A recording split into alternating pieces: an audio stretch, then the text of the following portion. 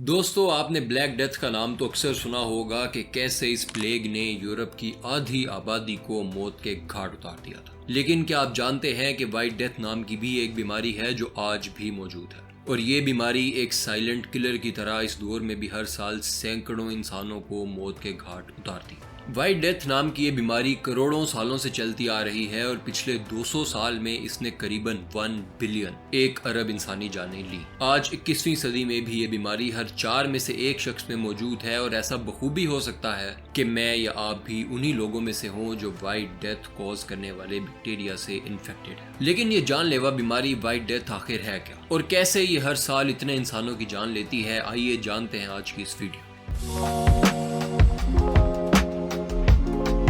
تمام دیکھنے اور سننے والوں کو آئی سی ٹی وی میں خوش آمدید۔ دوستو، وائٹ ڈیتھ جس کی بات ہم کر رہے ہیں یہ ٹیوبرکلوسس یعنی ٹی بی کی بیماری ہے، اور ہر سال ہزاروں نہیں بلکہ کروڑوں لوگ اس مرض کا شکار ہوتے ہیں، اور لاکھوں لوگ اس کی وجہ سے اپنی جان سے بھی جاتے ہیں۔ اگر ہم پچھلے 200 سال کے سٹیٹس دیکھیں تو دنیا میں ہونے والے تمام نیچرل ڈیزاسٹرز اور وارز کو ملا کر بھی دیکھا جائے تو ٹی بی نے ان سب کے مقابلے میں زیادہ انسانی جانیں لی ہیں، اور یاد رہے کہ ان وارز میں ورلڈ وار 1 اور 2 بھی شامل ہے۔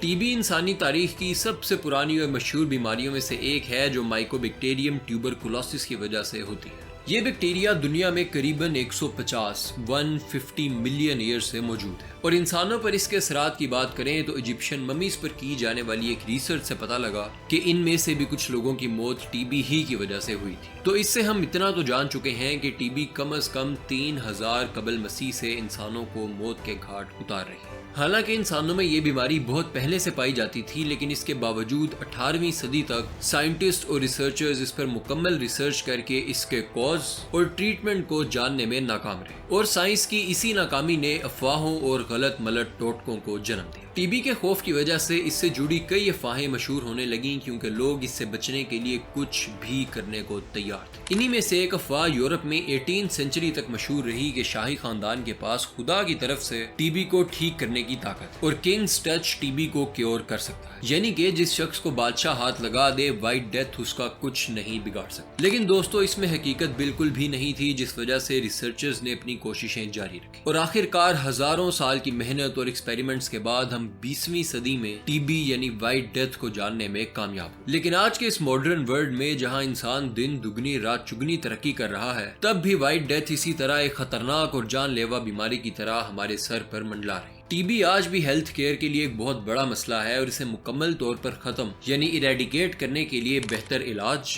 ہائی کوالٹی ایکوپمنٹس اور پروٹیکٹیو میئرز کی ضرورت ہے۔ اور وائٹ ڈیتھ کے اس ایپیڈیمک کو کنٹرول کرنے کے لیے WHO ورلڈ ہیلتھ آرگنائزیشن نے اینڈ ٹی بی اسٹریٹجی بھی بنائی ہے۔ اس اسٹریٹجی کا مقصد سال 2025 تک دنیا سے ٹی بی کو ایز این ایپیڈیمک ختم کرنا ہے۔ دوستو، اب آپ یہ تو جان چکے ہیں کہ ٹی بی مائکوبیکٹیریم ٹیوبرکلوسس کی وجہ سے ہوتی ہے، اور اس کو ختم کرنے کے لیے دنیا بھر میں کوششیں بھی جاری ہیں۔ لیکن ٹی بی کا پھیلاؤ آخر ہوتا کیسے؟ ٹی بی ایک انسان سے دوسرے میں ایسے جاتا ہے کہ جب مرض میں مبتلا انسان کسی سے بات کرے یا پھر کھانسے تو مائکوبیکٹیریم اس انسان کے سانس کے ذریعے باہر نکلتا ہے، اور یہ مائکوبیکٹیریم چھوٹے چھوٹے ڈراپلیٹس کی فارم میں ہوتا ہے۔ پھر جب مریض کے پاس موجود کوئی شخص سانس لیتا ہے تو یہ مائکوبیکٹیریم ہوا کے ذریعے اس کے لنگز تک پہنچ جاتا ہے، اور ایسے یہ مائکوبیکٹیریم ایک شخص سے دوسرے اور دوسرے سے تیسرے میں ٹرانسفر ہوتا چلا جاتا ہے۔ اس کو سمجھنے کے لیے یہ کہہ لیں کہ جیسے کورونا وائرس مریض کے قریب بات چیت کرنے یا اس کے کھانسنے سے پھیلتا تھا، تقریباً ویسے ہی ٹی بی بھی پھیلتا ہے۔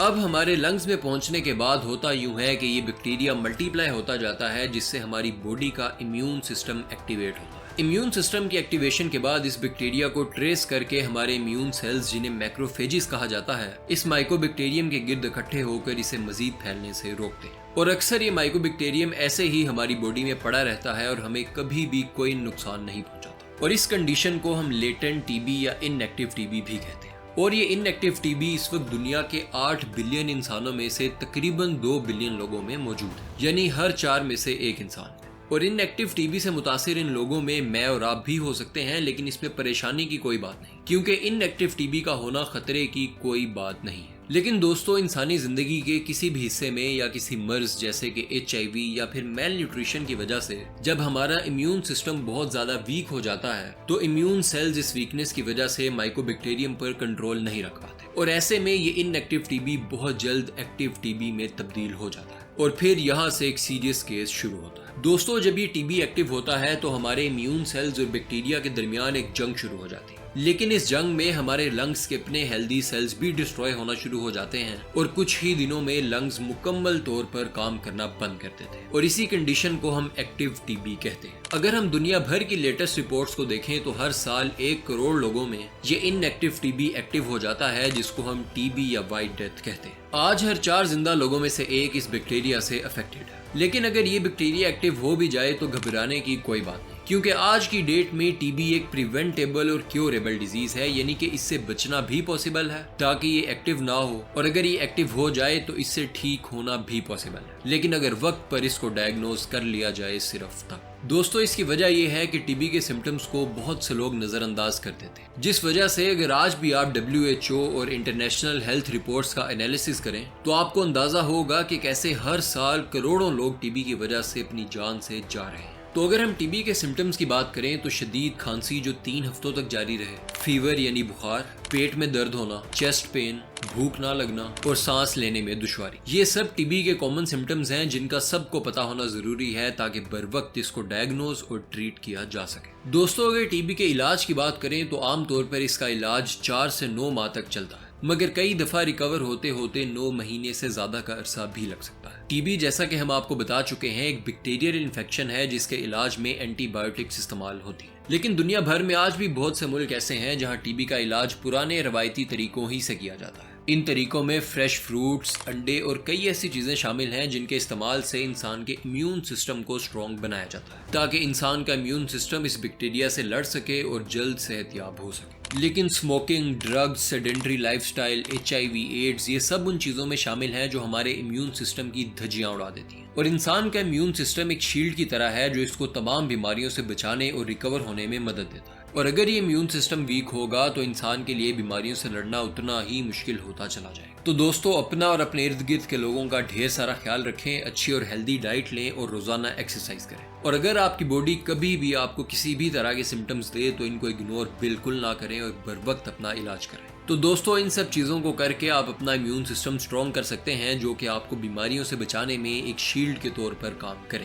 اور وائٹ ڈیتھ جیسی بیماریاں آپ پر تبھی اٹیک کر سکتی ہیں اگر آپ کی یہ امیون شیلڈ ویک ہو۔ تو دوستو یہ تھی ہماری آج کی ویڈیو، امید ہے آپ کو یہ ویڈیو اچھی لگی ہوگی۔ اگر آپ امیون سسٹم کو اسٹرانگ کرنے کے طریقے جاننا چاہتے ہیں تو آپ ہماری video The Secrets to Boost Your Immune System دیکھ سکتے ہیں۔ امید ہے آپ کو ICTV کی یہ ویڈیو پسند آئی ہوگی۔ اگر آپ کو ویڈیو اچھی لگی تو ویڈیو کو لائک اور چینل کو سبسکرائب کریں۔ آپ سے اگلی ویڈیو میں پھر ملاقات ہوگی۔ خدا حافظ۔